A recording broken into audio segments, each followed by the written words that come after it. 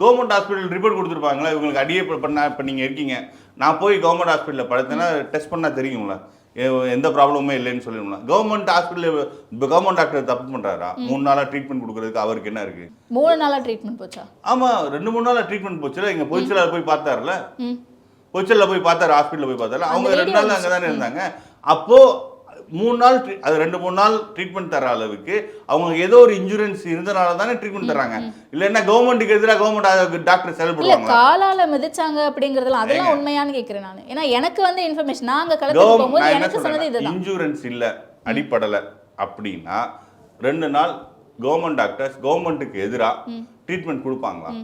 உங்களுக்கு அடிப்படலைன்னு வச்சுங்க இவங்க நீங்க சொல்ற அடிப்படலைங்கிறது சரி நான் ஒத்துக்கிறேன்.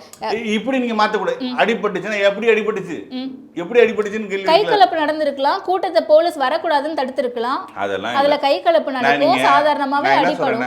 இது போலீஸ் ஸ்டேட்மெண்ட்ஸ் நீங்க அப்படியே சொல்ற மாதிரி